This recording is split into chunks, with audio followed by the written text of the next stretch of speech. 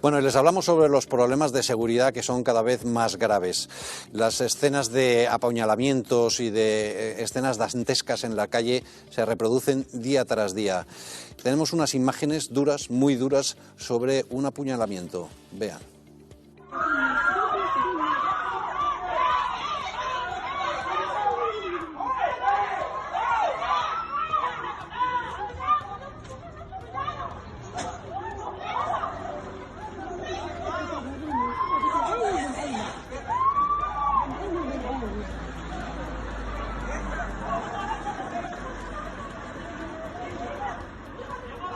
Son imágenes en Torrijos que hemos sacado de las redes sociales. Saludamos a Fernando Recio, de Policías del Siglo XXI. Fernando, gracias. Hola, buenas tardes. Bueno, desgraciadamente esas imágenes las conocemos por las redes sociales, pero se van produciendo. Todos los días consumimos imágenes de ese estilo. ¿Qué es lo que está pasando? Bueno, desde la asociación ya llevamos avisándolo, desde 2018, que el repunte y el aumento de la violencia iba a llegar a estos niveles, incluso va a superarlos. Nadie nos ha hecho caso. Ningún político ha tomado cartas en el asunto y ahora nos vemos con imágenes como esta, con la noche de los cuchillos largos de Madrid, claro, o con las espectaculares imágenes de Molina de Segura el otro día. Y esto no va a quedar aquí, esto va a ir en aumento, porque no se están tomando las medidas adecuadas desde el gobierno para frenar esto.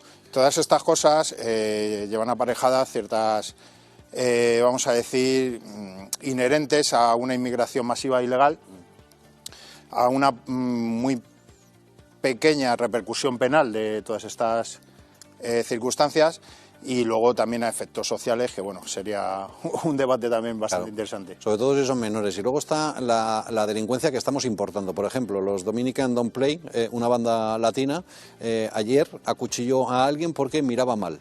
Sí. Vamos a ver, ya lo he explicado en varias ocasiones. Ellos, en estos momentos, ser de una banda latina, ser de una banda, como ahora denominan, juvenil, porque son jóvenes, está muy en boga y está muy de moda. En varias razones es, por ejemplo, la música que escuchan, el trap donde comparándolo con los narcocorridos mexicanos, se vanagloria la vida del mafioso, la vida del pandillero, del delincuente. Entonces atraen a gente muy joven, que son muy permeables, a una vida fácil, una vida de estar rodeado de dinero, de chicas y demás. Entonces da prestigio el hacer uso de un arma, les da prestigio a ellos, les da caché dentro de la banda. Y ya no son delincuentes sino héroes. Entre ellos sí. Por eso. Entre ellos sí. Y entonces además se les reconocen canciones. Ya. ¿Y esto cómo se combate? Pues esto... Porque algunos incluso son menores, con lo cual con la ley en la mano tampoco puedes hacer demasiado. Pues ese es el problema, que ellos lo saben. El problema es que a un menor que hace uso de un arma, un filo, un machete, una pistola modificada, un arma de fuego, se le debería de tratar como un adulto y se le debería juzgar como un adulto. Y aún así, a los adultos, en muchos de los casos, tenemos el caso de Torrijos, el autor no va a ser procesado por tentativa de homicidio, va a ser procesado por lesiones, con lo cual la pena va a ser inferior en grado. Entonces, si desde nuestros jueces y fiscales no empezamos a ser contundentes y duros en la aplicación del derecho, que lo hay, tentativa de homicidio, no le baja usted lesiones, toda agresión que se produzca con un arma blanca, toda, absolutamente toda, debería ser reprochada como una tentativa de homicidio, no como lesiones, porque si bajamos la catalogación del delito, baja la pena. Y al final le sale rentable, y si eres menor, mucho menos. Sale gratis. Claro. ¿La culpa de quién es, del legislador o del juez? Pues muy buena pregunta, y me pone usted en un compromiso, pero creo que 50-50. Bueno, usted no es ninguno de los dos, ¿no? O sea que...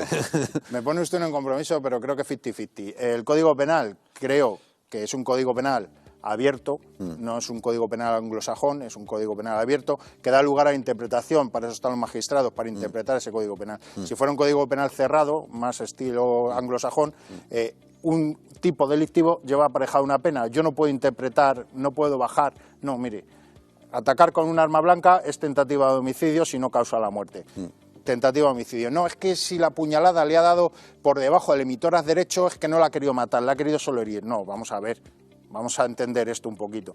Y ese es el problema. Y luego el legislador, en este momento, con la problemática que ya llevamos avisando de 2018, lo único que se le ocurre como medida es querer derogar la Ley de Seguridad Ciudadana, que es de las pocas herramientas que tenemos a día de hoy a los policías para poder identificar y registrar a una persona para sacar estas armas de la calle. Y como bien ha dicho Bildu, este partido que alberga etarras en sus filas, quiere impedir que podamos cachear en busca de estas armas. O sea, el arma que quitamos de la calle es un arma que no va a herir a nadie. Eso es. Que no va a herir a nadie. Y nos quieren impedir que hagamos este trabajo. ¿Por qué? Cuando alguien quiere impedir que la policía haga su trabajo, ¿por qué? Hay que preguntarse exactamente por qué. ¿Por qué? Bueno, hay otra pregunta que también es muy interesante. Resulta que hay algunas formaciones políticas que están criticando los problemas de seguridad que generan los menas. Y hay otras formaciones políticas que les critican porque les acusan de racismo, de xenofobia, etcétera. Pero escuchen lo que dice Podemos de Canarias sobre la llegada de pateras. Muchas gracias, señor Curbelo. El Gobierno de Canarias ha hecho su trabajo, ha acudido a todas las vías que teníamos de nuestra mano para reclamar un reparto responsable de los niños y niñas en desamparo familiar extranjero. En este sentido, estamos plenamente de acuerdo. Ya no es una cuestión de solidaridad, es una cuestión de corresponsabilidad. Estamos ante una crisis humanitaria. Canarias es frontera sur de España. Esos niños llegan a Canarias, pero a la vez están llegando a España. Y España se tiene que hacer corresponsable. El Gobierno del Estado y también el Gobierno del resto de las comunidades autónomas. Pues no hay nada como estar cerca de la realidad para conocerla a fondo y plantear encima de la mesa que hay un problema de verdad. Hay un problema. ¿Cómo deberá ser el problema para que estas personas lo digan? ¿Cómo deberá ser el problema? Pero lo que en realidad está diciendo es, quítamelos de mis islas y llévatelos a la península. Y yo lo que siempre digo, son sus niños y sus niñas, pues que se los lleven a sus casas, ¿no? Claro, los niños con quien tienen que estar es con sus padres, ¿no? Evidentemente, es con quien mejor tienen que estar. Está clarísimo. Yo jamás dejaría a mi hijo que cruce el estrecho allá que te va. Jugándose la vida, por supuesto. Fernando Recio, gracias. Muchas gracias. Saludos, un abrazo. Pues el Gobierno y Ayuso hablan de bandas juveniles, mientras que desde Vox se acusa de bandas latinas y se acusa al Gobierno de buenismo. Fernando Recio es portavoz de Policía del Siglo XXI. Fernando, gracias por acompañarnos. Hola, buenas tardes, ¿qué tal? ¿Es incorrecto hablar de bandas latinas?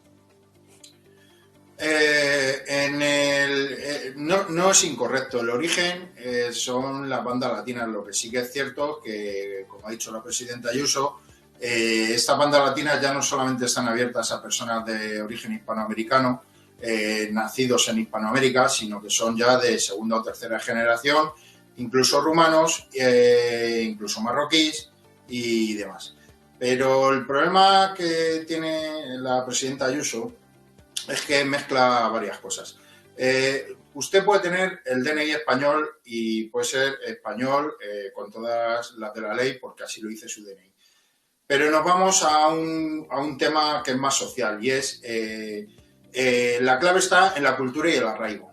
¿De acuerdo? Usted puede tener DNI español perfectamente, pero su cultura y sus raíces, su arraigo, no son los nativos del país. Entonces, si usted está acostumbrado o, vamos a decirlo en un lenguaje coloquial, usted está mamando otras culturas, otras creencias, otras formas de vivir que no son las del país de acogida, al final lo extrapola a su vida normal. Ese es el problema y ahí es donde viene la confusión. Efectivamente, son nacidos en España y españoles de pleno derecho, por supuesto, nadie lo niega, pero sus costumbres y sus raíces son distintas a la del país que les acoge, en este caso España. Fernando, o sea que usted cree que la fuente del problema está en el ámbito educativo y cultural de esos jóvenes. Efectivamente, socialmente hablando es así, es así. Aparte de otros que ya ha explicado también en su programa, aparte de las músicas que escuchan hoy en día, la falta de penalidad para ciertas cosas, la criminalidad oculta que traen las bandas, etc. Hay muchos motivos, pero socialmente, por aludir a lo que ha dicho la presidenta Ayuso, Creo que la clave es la cultura y el arraigo, que tienen mucho que ver con el origen de estas personas. En cuanto a ustedes, en cuanto a la policía, ¿ustedes están preparados para hacer frente a este reto? ¿O necesitan una preparación física y también un entramado jurídico suficiente para afrontar esta realidad? Vamos a ver, otra cosa que quería yo explicarle a la presidenta Ayuso, ella manifiesta que no tiene competencias directas, pues quizá no las tenga, ahí lleva razón, pero sí indirectas. Ella es la presidenta de una comunidad autónoma que tiene una ley de coordinación del año 2018, la cual no ha desarrollado con los reglamentos. Estamos hablando de 2022 y todavía faltan un montón de reglamentos a desarrollar para coordinar a las policías locales. Elementos muy importantes en el combate contra estas bandas latinas, que son los que mejor conocen los barrios y las zonas. Nosotros, a nivel de la asociación, siempre decimos que este modelo ya está sobrepasado. Este modelo no está para combatir a la delincuencia, está para controlarla a base de falsear estadísticas, porque el actual modelo falsea las estadísticas, como ya se ha explicado, ¿de acuerdo?